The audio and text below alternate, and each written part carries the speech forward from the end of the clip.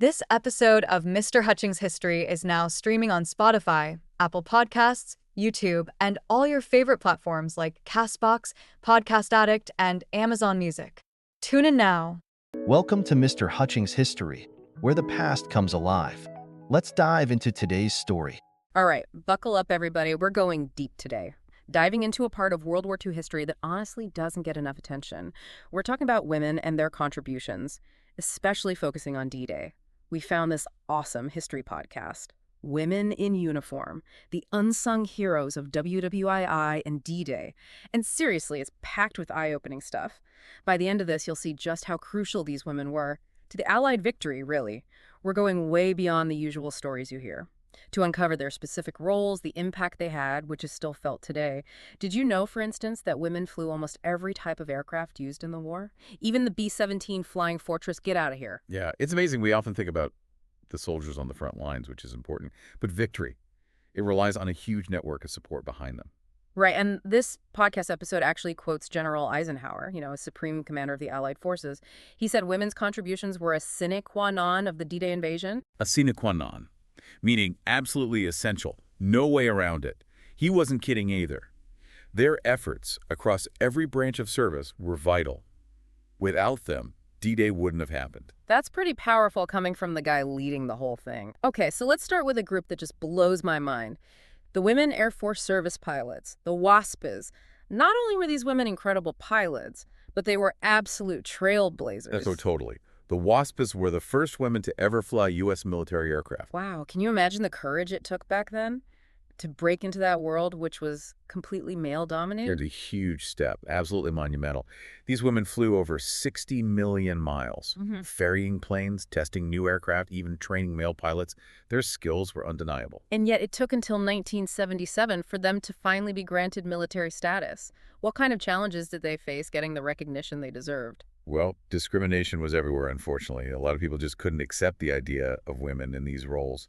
The podcast highlights Jacqueline Cochran's story. She was the director of the WASP program. She sounds like a remarkable person. Oh, she was a real force.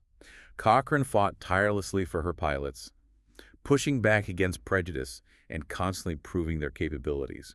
Her leadership was key in eventually getting the WASPs the recognition they deserved. All right, shifting gears a bit. Let's talk about the WAACs, which later became the Women's Army Corps.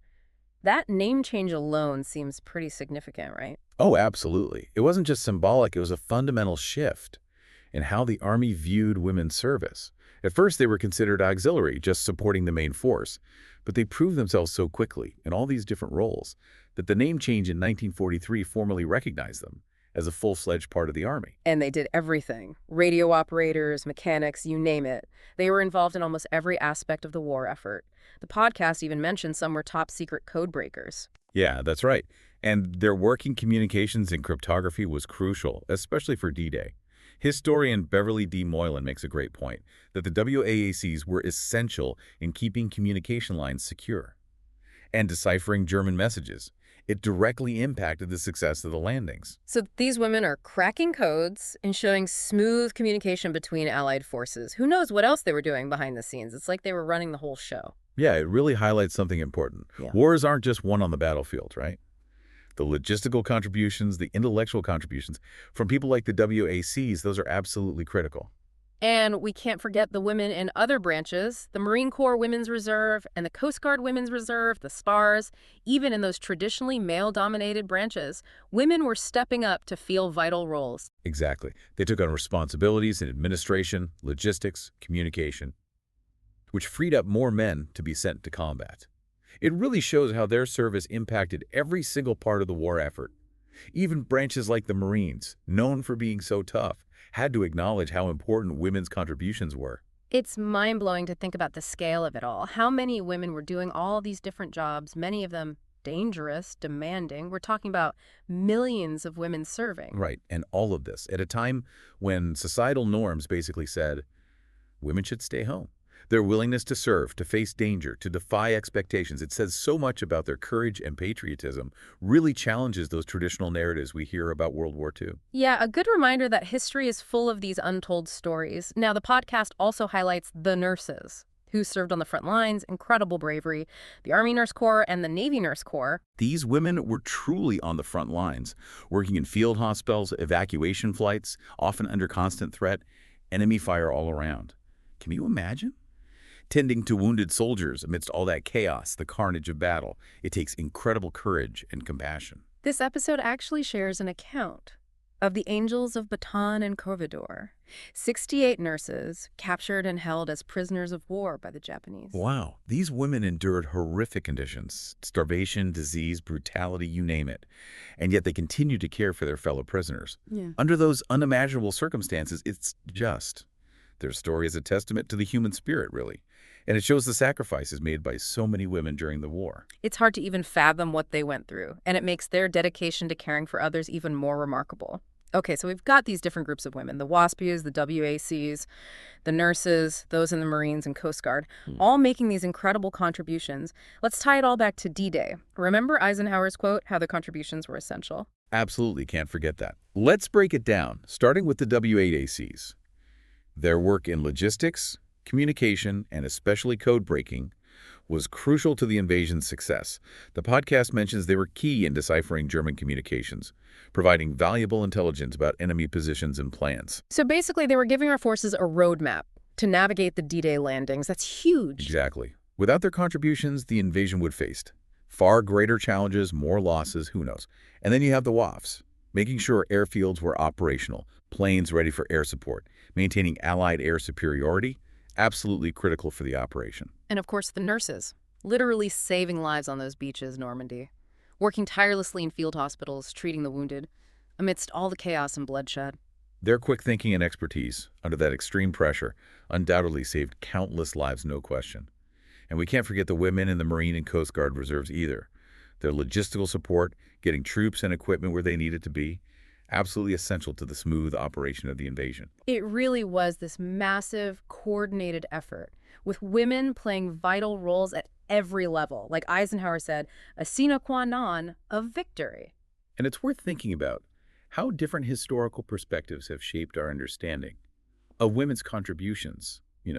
For example, feminist historians. They've emphasized how women's roles during the war challenged traditional gender norms, paving the way for future generations to fight for equality. That's a great point. Their service wasn't just about supporting the war effort. It was about breaking down barriers, pushing for social change. Exactly. And social historians have focused on their lived experiences, the challenges they faced, the sacrifices they made, and how profoundly the war changed their lives. These different perspectives, they enrich our understanding of history. They reveal how complex it all was, how women's contributions have shaped our world in ways we might not realize. It's like seeing the war through a new lens, appreciating the depth and breadth of their involvement. It makes you wonder, right? How did their experiences shape the fight for gender equality in the decades that followed? What lessons can we learn from their stories, their resilience, their willingness to challenge the status quo? That's a powerful question.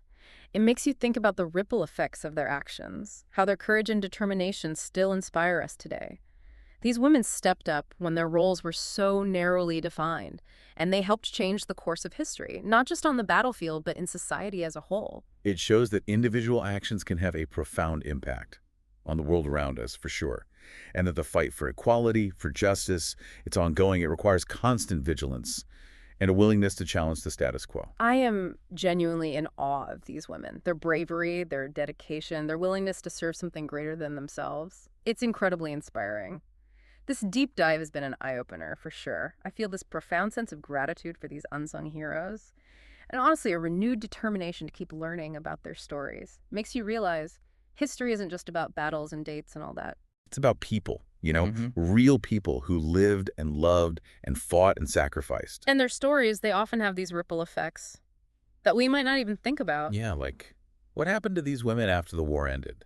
How did those experiences shape their lives, their careers, their families? I'm guessing it had to have a huge impact, right? Did they continue to break barriers in whatever they did, become advocates for women's rights, share their stories, make sure their sacrifices weren't forgotten? All great questions. And it highlights something important. History isn't just something that happened in the past. It shapes us today in so many ways.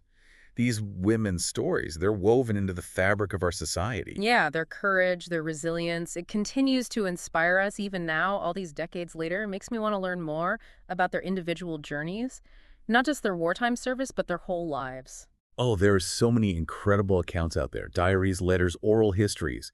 Each one giving us a glimpse into the lives of these amazing women, reminding us they were more than just soldiers or nurses or pilots. They were mothers, daughters, sisters, friends. They had dreams, aspirations, a whole life beyond the battlefield. We've only just scratched the surface, haven't we? There's so much more to explore. That's the beauty of history, I think. It's an ongoing conversation, this constant process of discovery and reinterpretation. As we uncover more about their lives, about what they went through, we gain a richer understanding of the past and how it connects to our present. This deep dive has been a powerful reminder that the fight for equality, for recognition, it's ongoing, and we can't take those sacrifices for granted, the sacrifices of those who came before us. Their stories show us the strength of the human spirit, that resilience. They inspire all of us to keep pushing for a more just world, a more equitable world. I think that's the perfect way to end this.